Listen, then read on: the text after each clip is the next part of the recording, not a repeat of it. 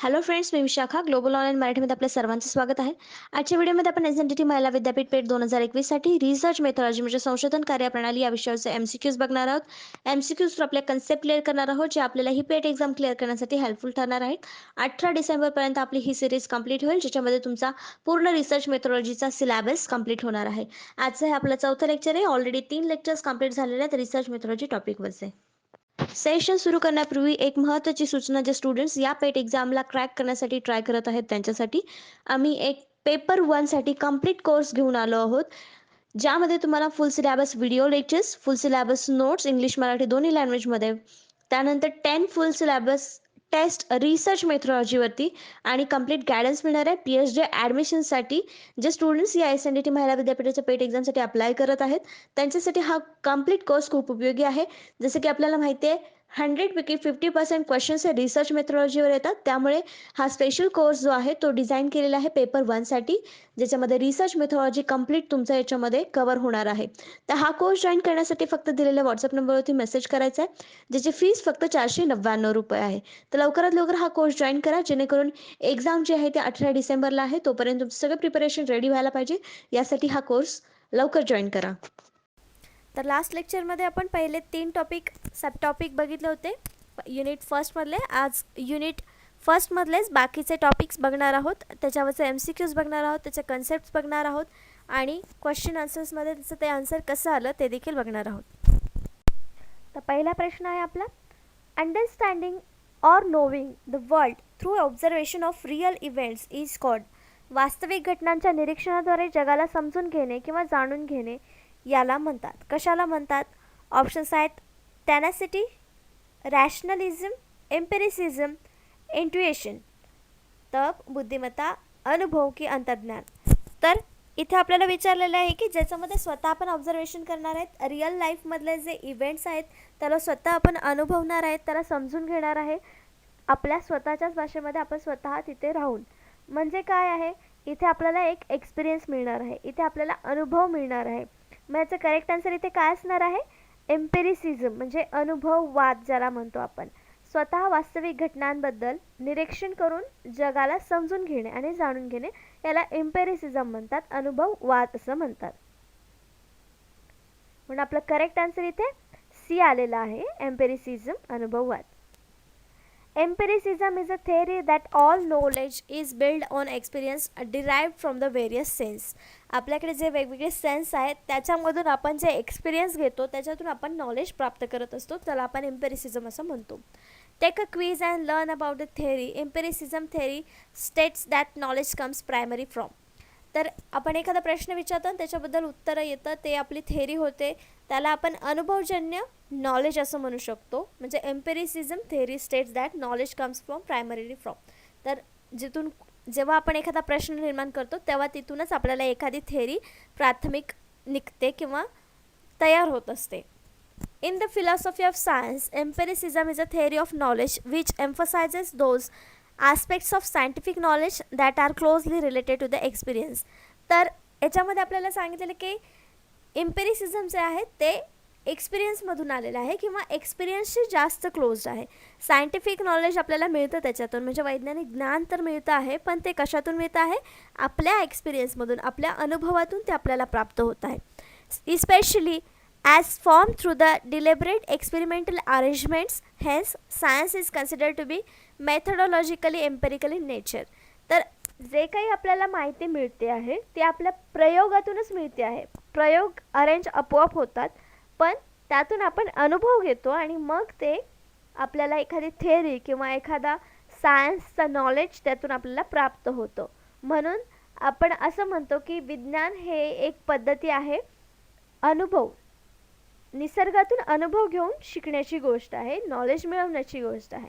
तर एम्पिरिसिझम म्हणजे काय आपल्याला समजलं? एम्पिरिसिझम म्हणजे अनुभववाद आणि एम्पेरिकल रिसर्च जो असतो तो अनुभवजन्य रिसर्च असतो, म्हणजे तो स्वतः आपण तिथे तयार केलेला असतो किंवा आपण स्वतः त्याचा अनुभव घेऊन, एक्सपिरियन्स घेऊन तो तयार केलेला असतो. नेक्स्ट क्वेश्चन आहे सेकंड नंबरचा, व्हॉट डज अन एम्पिरिसिस्ट बिलीव्ह. तर एम्पिरिसिझम आपल्याला समजलं. आता प्रश्न विचारला आहे एम्पिरिसिस्ट कशावर विश्वास ठेवतात. अनुभववाद्यांचा काय विश्वास आहे किंवा त्यांचं म्हणणं काय आहे, त्यांचा एक विश्वास काय आहे. ऑप्शन्स आहेत, we should not apply natural science methods to the science social science research. सामाजिक विज्ञान संशोधनात आपण नैसर्गिक विज्ञान पद्धती लागू करू नये. It is the socialistism aim to understand the meaning of social action. सामाजिक क्रियेचा अर्थ समजणे हे समाजशास्त्रांचे ध्येय आहे. Knowledge in the form of facts should be gain through the sensory experience. ज्ञान तथ्याच्या रूपात ज्ञानेंद्रियाच्या अनुभवाने प्राप्त केले जावे.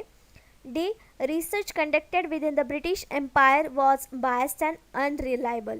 ब्रिटिश साम्राज्यात केलेले संशोधन पक्षपाती आणि अविश्वसनीय होते. तर इथे आपलं कुठलं ऑप्शन करेक्ट आहे, त्यातून एक एक ऑप्शन आपल्याला कट करायचं आहे. जे डी ऑप्शन आपल्याला इथे बायस्ड आणि अनरिलायबल असेल असं ऑप्शन आपल्याला नाही आहे रिसर्चमध्ये, मग किंबहुना ते रिसर्चचं कॅरेक्टरिस्टिक्स नाही आहे. मग आपलं इथं ऑप्शन जे आहे डी ते सर्वात प्रथम कट होत आहे, म्हणजे डी ऑप्शन आपलं उत्तर नसणार आहे. मग पुढचं काय विचारलेलं आहे की it is a sociologist aim to understand the meaning of social action. सामाजिक क्रियेचा अर्थ समजून घेणे हे समाजशास्त्राचं ध्येय आहे का? नाही, त्याचे आणखीन वेगवेगळे ध्येय आहेत. आणि हा अनुभववाद्यांचा विश्वास असणार आहे का? तर नाही, मग बी सुद्धा आपला ऑप्शन नसणार आहे. नेक्स्ट आहे ए, जे बोललेलं आहे की सामाजिक विज्ञान संशोधनात आपण नैसर्गिक विज्ञान पद्धती लागू करू नये. तर अशा प्रकारचा कुठलाही अनुभववाद्यांचा विश्वास नाही. तर ते दोन्हीही आपल्याला एकत्र करून कधी कधी नवीन नॉलेज मिळवण्यासाठी आपण ते वापरू शकतो. म्हणून असं न करणं हे देखील अनुभववादांचा विश्वास नाही. मग आपल्या इथं करेक्ट आन्सर काय असणार आहे? C, knowledge in the form of fact should be gain through sensory experience. तर आपण जे बघितलं एम्पिरिसिझम काय आहे, तर ते एक्सपिरियन्समधूनच यायला पाहिजे, स्वतःच्या ऑब्झर्वेशनमधूनच यायला पाहिजे. मग अनुभववादांचा विश्वास काय असणार आहे इथे की आपल्या स्वतःच्या ज्ञानेंद्रियाच्या अनुभवाने प्राप्त केलं जावं. जे काही ज्ञान आपण मिळवणार आहे ते आपल्या अनुभवाने प्राप्त केलं जावं, हा अनुभववाद्यांचा विश्वास असणार आहे. Empiricism in philosophy, the view of all concept originate in experience. ते मागाशीच बघितलं आपण की एम्पिरिसिझम हे ओरिजिनेट कशातून होतं? एक्सपिरियन्समधून, म्हणजे अनुभवातून ते उगम पावत आहे. That all concepts are about applicable to things that can be experience. हे कन्सेप्ट कशाशी लागू आहेत? ज्या गोष्टी आपण एक्सपिरियन्स करू शकतो, अनुभव करू शकतो, अनुभव घेऊ शकतो, त्या गोष्टीशीच हे रिलेट करतं. Or that all rationally acceptable beliefs or propositions are justifiable or knowledgeable only through experience. म्हणजे यातून ज्या काही बिलीफ्स, विश्वास, जे गोष्टी मिळतात आपण एक्सेप्ट करतो, त्या सगळ्या कशातल्या असणार आहेत? एक्सपिरियन्समधल्या असणार आहेत, अनुभवातून आलेल्या गोष्टी असणार आहेत. म्हणजेच अनुभव बेस, एम्पिरिसिझमचा अनुभवजन्याचा बेसच काय आहे? एक्सपिरियन्स, अनुभव. नेक्स्ट क्वेश्चन आहे थर्ड नंबरचा, the importance of measurement in quantitative research is that. आपल्याला माहिती आहे रिसर्चमध्ये क्वांटिटेटिव्ह आणि क्वालिटेटिव्ह हे दोन प्रकार आहेत, म्हणजे दोन्हीला विरुद्ध किंवा वर्सेसमध्ये आपण त्याचा अभ्यास करतो, क्वांटिटेटिव्ह रिसर्च आणि क्वालिटेटिव्ह रिसर्च. तर क्वांटिटेटिव्ह रिसर्चमध्ये मोजण्याचं महत्त्व काय आहे, मेजरमेंटचं महत्त्व काय आहे ते आपल्याला सांगायचं आहे. ऑप्शन्स आहेत, it allows us to delineate fine difference between people and cases. हे आपल्याला लोक किंवा प्रकरणामध्ये चांगले फरक स्पष्ट करण्याची अनुमती देते. मोजमाप जिथं करायचं आहे, मेजरमेंट जिथं करायचं आहे, तेव्हा तिथे आपल्याला साधी लोक आणि केस स्टडीजसाठी केसेस जे आपण निवडणार आहे यामध्ये फरक करण्यासाठी मदत करतं मोजमाप. बरोबर आहे हे आपलं स्टेटमेंट. नेक्स्ट स्टेटमेंट आहे, it provides consistent device to yardsticks. हे एक सुसंगत डिव्हाइस किंवा यार्डस्टिक प्रदान करते. म्हणजेच आपल्याला एक मोजमाप करण्यासाठी एक डिव्हाइस प्राप्त करून देतं, युनिट देतं असं देखील आपण इथं म्हणू शकतो, की एक मोजमाप करण्याचं माप देतं, मापदंड देतं असं आपण इथं म्हणू शकतो. It allows for precise estimates of degree of relationship between concepts. हे संकल्पनांमधील संबंधाच्या डिग्रीच्या अचूक अंदाजांना अनुमती देतं. आपलं सेकंड स्टेटमेंट पण बरोबर आहे की ते आपल्याला एक मापदंड देतं आहे. मोजायचं महत्त्व म्हणजे ते आपल्याला कुठल्याही गोष्टीचं मोजमाप करण्यासाठी मापदंड देतं आहे. म्हणजे बी सुद्धा स्टेटमेंट आपल्या इथे करेक्ट असणार आहे. सी ऑप्शन काय म्हणते आपल्याला की हे संकल्पनांमधील संबंधाच्या डिग्रीच्या अचूक अंदाजांना अनुमती देते. ज्या काही संकल्पना आपण वाचणार आहोत किंवा नवीन संकल्पना पुढे येणार आहेत किंवा आपल्या रिसर्चमधून पुढे येणार आहेत त्यांना अंदाजांसाठी अनुमती देतं मोजमाप. मोजमापामध्ये आपण उदाहरणार्थ असं घेऊया की जेव्हा आपण 2 दिवसाचा कालावधी हे मोजमाप जर घेतलं तर तिथे आपल्याला अंदाज येतो की पुढच्या 2 दिवसामधला रिझल्ट हा असणार आहे. म्हणजे तिथं मोजमाप 2 दिवसाचं होतं. हे मोजमाप का महत्त्वाचं आहे क्वांटिटेटिव्ह रिसर्चमध्ये? तर या सगळ्या गोष्टींचा फायदा तिथे क्वांटिटेटिव्ह रिसर्चमध्ये होतो मेजरमेंटमुळे. मग आपल्या इथे करेक्ट आन्सर काय असणार आहे? D, all of the above. वरील सर्व गोष्टी ज्या आहेत त्या फायदा आहे त्याचा क्वांटिटेटिव्ह रिसर्चमध्ये किंवा त्याचा इम्पॉर्टन्स आहे मेजरमेंटचा क्वांटिटेटिव्ह रिसर्चमध्ये. The purpose of quantitative research is to generate knowledge and create understanding about the social world. तर क्वांटिटेटिव्ह रिसर्चचा मेन एम काय आहे किंवा त्याचं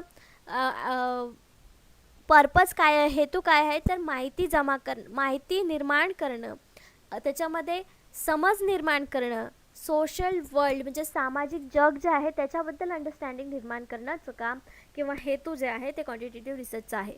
quantitative research is use by social scientist म्हणजे सामाजिक शास्त्रज्ञ जे आहेत त्यांच्याद्वारे हे प्रकारचं रिसर्च वापरलं जातं.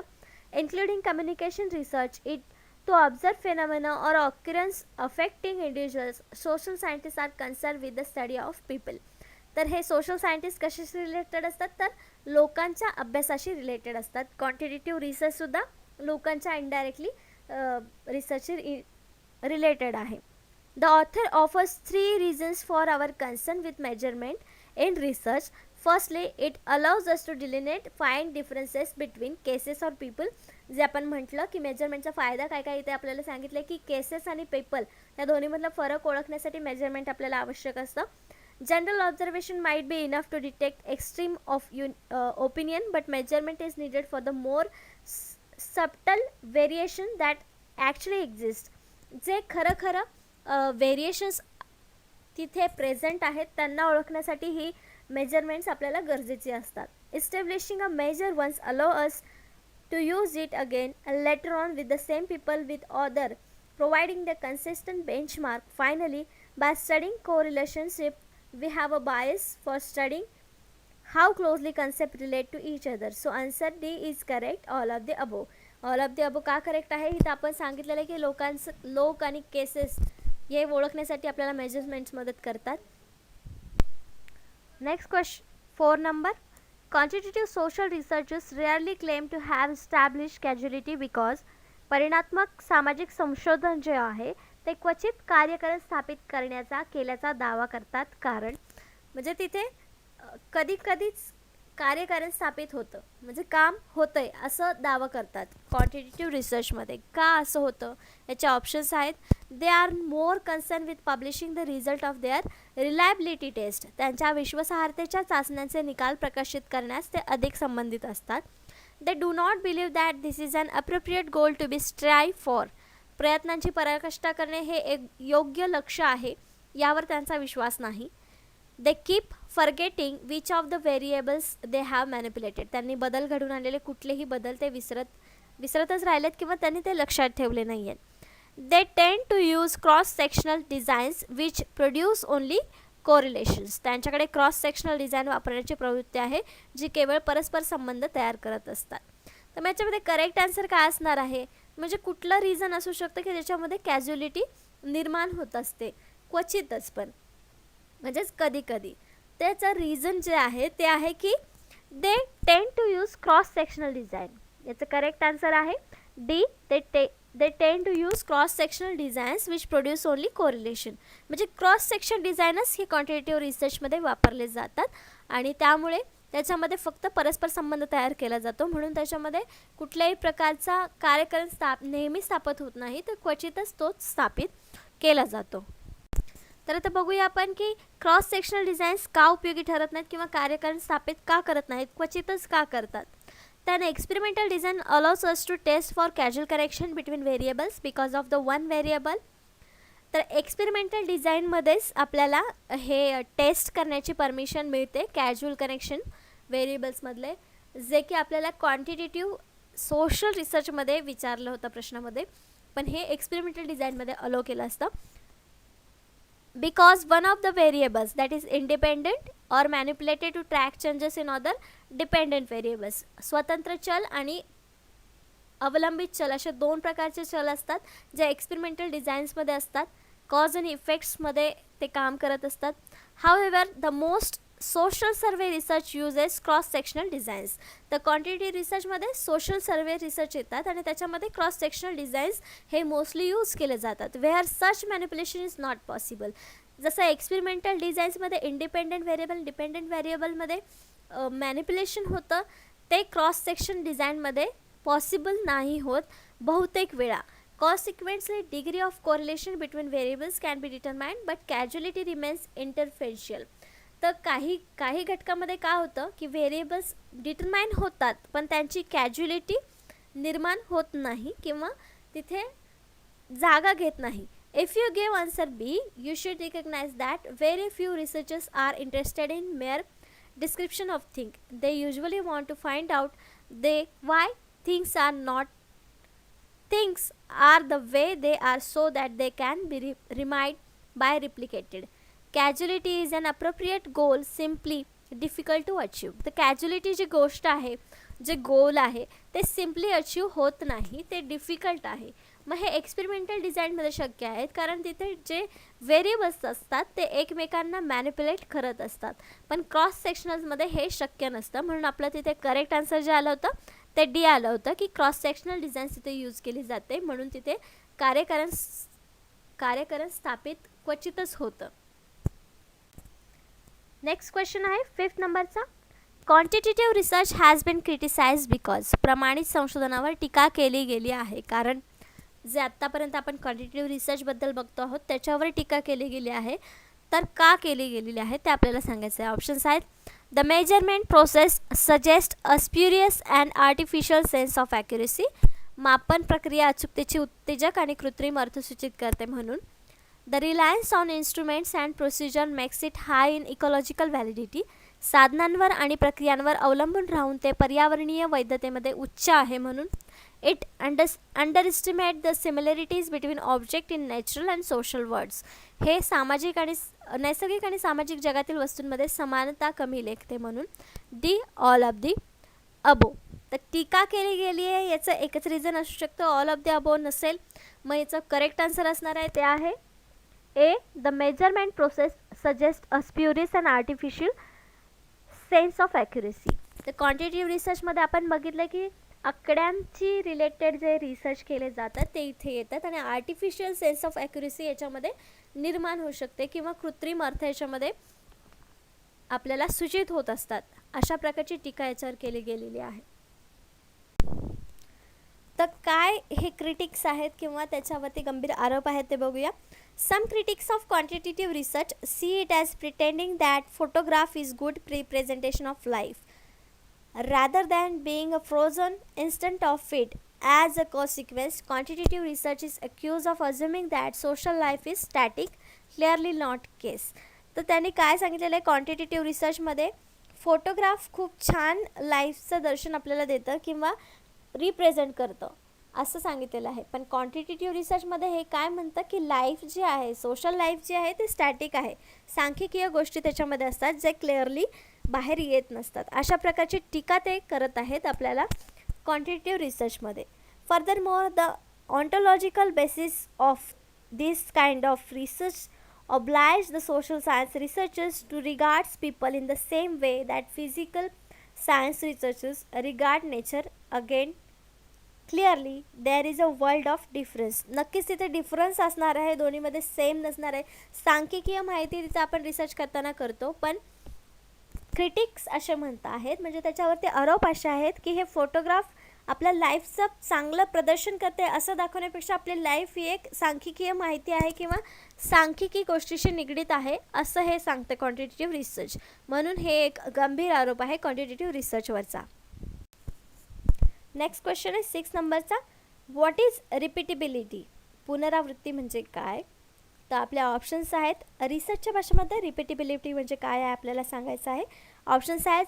Variability due to different operators using the gauge or different time periods or environments. Gauge किंवा वेगवेगळ्या कालावधी किंवा वातावरण वापरून वेगवेगळ्या ऑपरेटरमुळे होणारी variability. Variability due to error in process. प्रक्रियेतील त्रुटीमुळे अस्थिरता. Variability reflecting basic inherent precision of the gauge itself, स्वतः गेजची मूलभूत अंतर्निहित सुस्पष्टता दर्शवणारी variability reflecting the basic inherent precision of the process view answer, प्रक्रियेची मूलभूत अंतर्निहित सुस्पष्टता दर्शवणारी व्हेरिएबिलिटी. उत्तर पहा. त्याचं करेक्ट आन्सर आहे सी, ज्याच्यामध्ये स्वतः गेजची मूलभूत अंतर्निहित सुस्पष्टता दर्शवणारी व्हेरिएबिलिटी म्हणजे रिपीटेबिलिटी होय. Repeatability is defined as reflecting the basic inherent precision of the gauge itself through which we are measuring the unit. तर रिपीटेबिलिटी म्हणजे काय आहे? ही एक क्वांटिटेटिव्ह रिसर्चमधली टर्म आहे, कारण आपण मेजरिंगसाठी ही वापरतो. एखादी गोष्ट जेव्हा सतत म्हणजे त्याची आपल्याला मापं घ्यायची आहेत आणि प्रत्येक वेळेला आपण त्याच गोष्टीचं माप घेतोय, पण त्याच्यामध्ये डिफरन्स येतो आहे, त्यालाच आपण रिपीटेबिलिटी असं म्हणतो रिसर्चमध्ये. मग तेच आपल्याला इथे त्यांनी सांगितलेलं आहे की मेजरिंग युनिट आहे हे, ज्याच्यामध्ये एकाच गेजमधून आपण मशीनमधून किंवा एकाच गेजमधून एकाच वस्तूमधून प्रत्येक वेळेला तीच वस्तू चेक करतोय, पण त्याचा रिझल्ट आपल्याला वेगवेगळा येतोय, त्याला रिपीटेबिलिटी असं आपण म्हणतो. नेक्स्ट क्वेश्चन आहे 7th नंबरचा. In contrast to deductive reasoning, inductive reasoning dash dash, निष्ठ तर्क विवेकपूर्ण तर्क यांच्या विरोधाभास. म्हणजे डिडक्टिव्ह रिझनिंगच्या कॉन्ट्रास्टमध्ये त्याच्या इंडक्टिव्ह रिझनिंग काय आहे किंवा कसं आहे. ऑप्शन्स आहेत involves conclusion that are more or less probable, अधिक किंवा कमी संभाव्य अशा निष्कर्षांचा समावेश आहे. Is less descriptive of human thoughts process, मानवी विचार प्रक्रियेचे वर्णन कमी करते. Moves from general principle to particular conclusion, सामान्य तत्वामधून विशिष्ट निष्कर्षाकडे वळते. Should be avoided in science whenever possible, जेव्हा शक्य होईल तेव्हा विज्ञानात टाळलं पाहिजे. तर डिडक्टिव्ह रिझनिंगच्या तुलनेत इंडक्टिव्ह रिझनिंगचं काय महत्त्व आहे आपल्याला ऑप्शन्सपैकी सांगायचं आहे. तर moves from general to principle हे डिडक्टिव्ह झालं. मग ते अवॉइड केलं पाहिजे, सायंटिफिक विज्ञानामध्ये टाळलं पाहिजे असं आहे का? नाही. मग सी आणि डी ऑप्शन्स आपल्या इथे कट झाले. Is less descriptive of human thoughts process, हे मानवी विचार प्रक्रियेचे वर्णन कमी करतं असं आहे का? नाही, असंही नाही आहे. मग इथं आपलं एकच करेक्ट आन्सर असू शकतं, ते म्हणजे A, involves conclusion that are more or less probable, अधिक किंवा कमी संभाव्य निष्कर्षांचा समावेश यामध्ये केला जातो इंडक्टिव्ह रिझनिंगमध्ये. मग आपलं करेक्ट आन्सर ए आलेलं आहे. तर आपल्याला इथे इंडक्टिव्ह रिझनिंग आणि डिडक्टिव्ह रिझनिंग नेमकं काय आहे ते आपल्याला बघायचं आहे आणि दोन्हीमधला फरक देखील इथे आपल्याला समजेल. Someone who uses inductive reasoning makes specific observation and then draw a general conclusion. तर इंडक्टिव्ह रिझनिंगमध्ये काय आहे? स्पेसिफिक ऑब्झर्वेशन केलं जातं, त्याच्यावरून जनरल कन्क्लुजन आपण काढत असतो. तर डिडक्टिव्हमध्ये काय असतं? स्पेसिफिक कन्क्लुजनवरून जनरल थेअरी निघत असते. तर इथे उदाहरण आपण असं घेऊ शकतो की every quiz has been easy therefore the test will be easy. Example त्यांनी दिलेलं आहे इंडक्टिव्हचं की क्वीज इझी असणार आहे, प्रत्येक क्वीज इझी असणार आहे, म्हणजेच तिथे अख्खी टेस्ट जी आपली आहे ती इझी असणार आहे. म्हणजे हे इंडक्टिव्ह रिझनिंग झालं. जनरल कन्क्लुजन जेव्हा काढतोय आपण तेव्हा स्पेसिफिक ऑब्झर्वेशनचा विचार करतो आहे. नंतर डिडक्टिव्हमध्ये काय एक्झाम्पल दिलेलं आहे? All student in this class play guitar, Sam is the student of this class. मग त्यांनी जनरल एक्झाम्पल दिलं आहे डिडक्टिव्हमध्ये की एक क्लासमध्ये सगळे स्टुडंट्स गिटार वाजवत आहेत, म्हणजे सॅमसुद्धा त्याच क्लासमधला मुलगा आहे, म्हणजे सॅमसुद्धा गिटार वाजवत असणार. हे डिडक्टिव्हचं रिझनिंग झालं. जनरल स्टेटमेंट आपण काढतो, स्पेसिफिक कन्क्लुजन तिथे आपण काढतो आहोत. इंडक्टिव्हमध्ये अजून काय सांगितलेलं आहे? When you are using inductive reasoning, correct observation won't necessary lead you to correct general conclusion. जर इंडक्टिव्ह रिझनिंगमध्ये आपण स्पेसिफिक ऑब्झर्वेशनवरून जनरल कन्क्लुजन काढत असतो, पण इंडक्टिव्हमध्ये ते खरं असेलच असं नाही. तर याउलट डिडक्टिव्हमध्ये जे आपण रिझनिंग किंवा थेअरी कन्क्लुजन जे काढतो ती दोन्ही स्टेटमेंट जी असतात ती करेक्ट असतात. उदाहरण दिलेलं आहे इंडक्टिव्हमध्ये, the teacher use PPT in the last few classes, therefore the teacher will use PPT tomorrow. हे आपलं रिझन तिथं इंडक्टिव्हमध्ये असं दाखवू शकतो की आपण प्रत्येक क्लासमध्ये टीचरने PPT यूज केले असं दिलेलं नाही आपल्याला. Last few classes teacher use केलेली आहे PPT, तर टीचर PPT उद्या यूज करेल असं आपण सांगू शकत नाही इंडक्टिव्ह रिझनिंगमध्ये. तेच डिडक्टिव्ह रिझनिंगमध्ये at the conference all people present are 30 or older. Maria is in the room, म्हणजे मारिया तिथे 30ची असणार आहे हे आपल्याला तिथे समजून येतं. म्हणजे ही जनरल थेअरी आहे. याला आपण डिडक्टिव्ह रिझनिंग असं म्हणू शकतो. तर हा फरक आहे इंडक्टिव्ह रिझनिंग आणि डिडक्टिव्ह रिझनिंगमध्ये. एक्झाम्पल्सवरून आपल्याला डिडक्टिव्ह रिझनिंग, इंडक्टिव्ह रिझनिंग हे दोन्ही क्लिअरली समजतं. Inductive reasoning specific to general and deductive reasoning specific conclusion follows a general theory. Next question आहे 8 नंबरचा. Which of the following sequence best describe the deductive logic of enquiry. तर deductive आपण बघितलेले आहे, reasoning काय आहे, deductive logic enquiry इथे काय विचारलेलं आहे. म्हणजे आपलं काय असणार आहे इथे, जनरल टू स्पेसिफिक. पुढीलपैकी कोणता अनुक्रम चौकशीच्या विलोमनीय लॉजिकचे उत्तम वर्णन करतो आहे. जनरलपासून आपल्याला स्पेसिफिकपर्यंत जायचं आहे. म्हणजे ऑप्शन्स बघा आपले काय आहेत, थेअरी, डेटा, हायपोथेसिस. डेटा पहिले यायला पाहिजे की थेअरी पहिले यायला पाहिजे की हायपोथेसिस पहिले यायला पाहिजे, इथे आपल्याला सांगायचं आहे. तर data, theory, hypothesis. Data, empirical pattern, theory. Theory, hypothesis, data. Empirical pattern, hypothesis and theory. तर इथे करेक्ट आन्सर जे आहे ते आहे डी, थेअरी, हायपोथेसिस, डेटा. तर सगळ्यात मोठी काय असणार आहे, सिद्धांत असणार आहे. त्याच्यानंतर हायपोथेसिस म्हणजे त्याची गृहीतक असणार आहेत आणि मग सगळ्यात शेवटी डेटा असणार आहे. कारण डिडक्टिव्ह लॉजिक विचारलेलं आहे. हे जर आपल्याला इंडक्टिव्ह लॉजिक विचारलं असतं तर मग डेटा, हायपोथेसिस आणि मग थेअरी आले असते. पण डिडक्टिव्ह लॉजिकमध्ये पहिले सगळ्यात मोठा सिद्धांत, त्याच्यानंतर हायपोथेसिस, मग त्याचा डेटा येणार आहे. म्हणून इथं आपलं करेक्ट आन्सर डी आलेला आहे.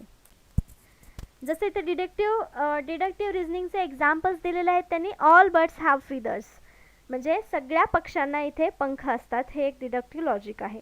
It's dangerous to drive on icy streets, म्हणजे बर्फाच्या रस्त्यांवरती गाडी चालवणं किंवा ड्राईव्ह करणं हे डेंजरस आहे. हे एक डिडक्टिव्ह रिझनिंग आहे.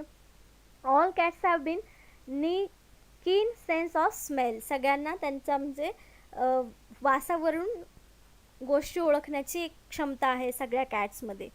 Cacti are plants and all plants perform photosynthesis, म्हणजे इथे आपल्याला जनरल गोष्ट सांगितलेली आहे की स्पेसिफिकपासून जनरल गोष्ट निघालेली आहे की कॅक्टी नावाचा प्लांट आहे आणि प्रत्येक प्लांट हे फोटोसिंथेसिस करतं. म्हणजे कॅक्टीसुद्धा फोटोसिंथेसिसची प्रोसेस करतं. हे जनरल फॅक्ट आपल्याला इथे डिडक्टिव्हमध्ये निघतं आहे आणि ते करेक्ट आहे. म्हणून हे एक डिडक्टिव्ह लॉजिकचं एक्झाम्पल आहे. Red meat has iron in it and beef is red meat. तर इथे पण त्यांनी आपल्याला एक जनरल स्पेसिफिक स्टेटमेंट आपल्याला मिळतं आहे, ते आहे red meat has an iron, म्हणजे रेड मीटमध्ये आयर्न असतं आणि बीफ हे एक रेड मीट आहे, म्हणजे त्याच्यामध्ये आयर्न असणार आहे. हे आपल्याला फॅक्ट इथं आपल्याला मिळतं आहे. म्हणून ते एक डिडक्टिव्ह रिझनिंगचं एक्झाम्पल आपल्याला इथे दिलेलं आहे. हे काही एक्झाम्पलवरून आपल्याला डिडक्टिव्ह रिझनिंग काय आहे, डिडक्टिव्ह लॉजिक आपल्याला काय आहे हे समजलं असेल.